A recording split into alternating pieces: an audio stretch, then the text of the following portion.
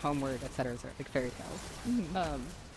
But like technically, my first album that I released, Winter's End, like the really shitty one, was technically supposed to be related, but just we did not focus very hard on the story. Same thing with Horse Friends, which came out in 2014. Also was supposed to be part of that lore, but like it didn't really seem like it. We were just not great at doing our writing yet. So we were testing the story idea out while doing like mainly show focused music. Right. And like Saber Pony World in 2016 is like the first time we were like, this is where it starts for real this time. Did you stick to like one story for like or like a group of characters for like a really long time initially? Yeah, originally the storyline was pretty focused, like on just originally their main character of Starship Ponyville was supposed to be Twilight, which is like very far gone an idea now because the main character, we don't really know who the main character is at this point because it's sort of just like which section of the story you're paying attention to. But we really started to shake things up with Saber Pony World when we made Feather Dance like the main character for that part of the story, and then Saturn as the main character for like the mainline Starship Ponyville stuff, and then that became very standard until really it was when I did Fish Whisperer that I started to be like adding lots of different characters and story ideas, and I feel like that's Fish Whisperers when I came into myself as like a writer in terms of like these stories and stuff. Right. Really make it your own thing, as so to say. Yeah, and with lots of variants. Is it like because now it's like pretty OC focused overall, right? Or, yeah, very much so. I mean, right. it's still, it depends on what I say is basically all of G4 canon except for EQG. Oh, right. And except for the last problem, you basically consider all of that canon for the lore. So it still borrows from that universe, but it has very much transcended into being like just a strange AU. Basically, it's the most glorified fanfic of all time. What made you want to like focus more on the OCs than the like canon cast? A few things, but one of the major limitations was people wouldn't like pay attention to my work. It was super OC focused for a while. So I kind of was working a lot with like canon story stuff and characters because that was what people wanted the most. And there was a point where I was like, I don't feel like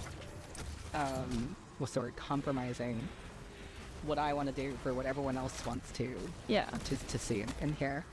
And so I started to do more of that original stuff, and it wasn't super like intensely received at first, but after Cutie Marks, basically the stuff that I do that's the most popular is pretty much exclusively OC stuff now. Yeah.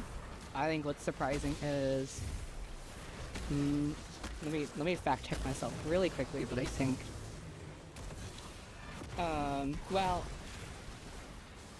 after Fish Whisperer, the focus pretty much removes canon characters from the focal point of the stories, and these albums have been very well received. Like among them, Carousel and Monarch of Monsters are like some of my most like streamed and purchased records that I've done, and that's just OCs. Yeah, hell yeah. Did you notice that the like people that consume it are also like, you know, more people outside of the whole like pony bubble? Yeah, and my goal has always, like, my goal from the very start has always been to bridge the gap between what people consider like fan art and non-fan art, because in my opinion there isn't really a distinction. I think fan art is really just if a company's IP isn't in, because nothing is inherently like original. Yeah, exactly. Like, when you draw a person, you didn't invent the biology of a person. When you draw a landscape, I mean, tell me which mountains have you invented? It's all fan art. In my opinion, everything is fan art. Yeah. And what people colloquially describe as fan art is just if a company is involved. And I have very little sympathy towards like companies, so it's like,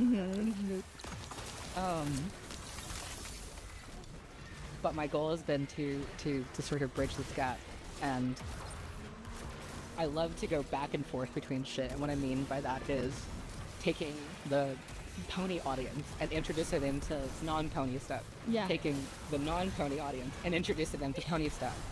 And with this latest shit, Monarch is like introducing a lot of my audience base to more experimental, noisy, like I don't want to say prolific, but I want to say like very like considered and poetic music. Yeah. And then the audience that I've garnered from that, now I want to take them, the people who know this kind of music already, and I want to introduce them to fucking dance trash pop music with like the coolest sounds you've ever heard. Like, we take the prog rockers and we introduce them to like top 40 pop music, and we take the top 40 pop music listeners and introduce them to prog rock. That's my whole thesis as this artist. Go after all the people that will comment stuff like, I'm not a insert fandom here, but this rules. Yes, and then I want them to like understand that this is like, this format is no different from anything else. Like, everything can be important art no matter where it's coming from. Yeah, exactly. Is it like harder to write like OC stuff compared to canon stuff, or eh?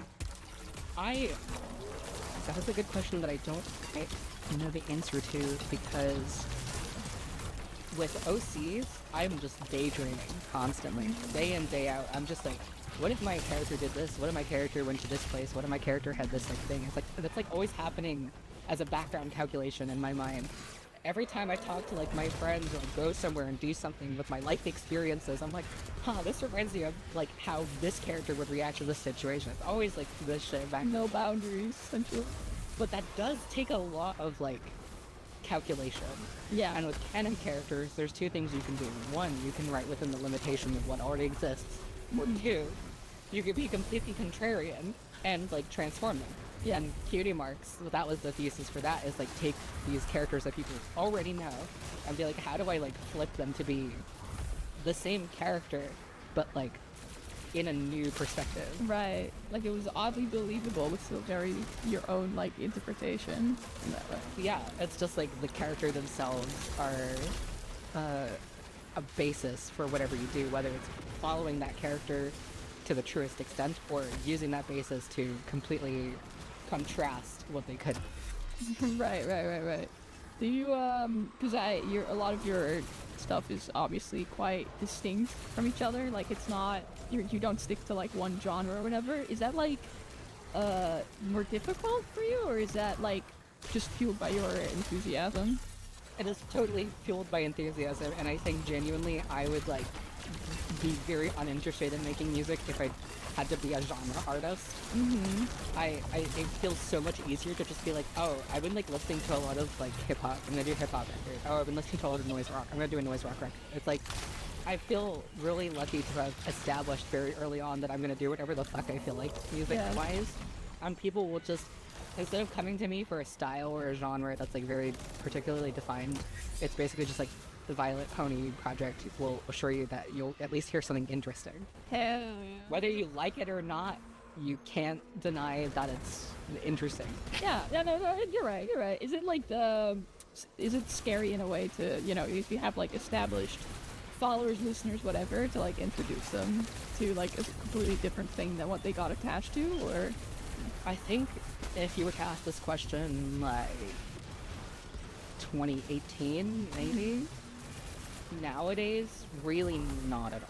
I like challenging right listener base. The only moment of like doubt I've had for myself is basically with Mark, because it really is an extreme divergence from what everyone's like knowing me for, but they won over just fine. Right. Yeah, it seemed very, very positive from what I saw. I see a lot of people, obviously, like, they'll call it, when they see it for the first time or something, right? They'll say stuff like, bro me music, or whatever. How do you feel about that nowadays? Like, that initial reaction or the title? Yeah, the people that just, like, categorize it like that. So there's two sides to it. I mean, I'm a very sensitive person, and I tend to take things like very, what's the word, personally. Which can be a weakness, but also I'm happy to like be in touch with my own empathy and like kind of understand what my needs are emotionally.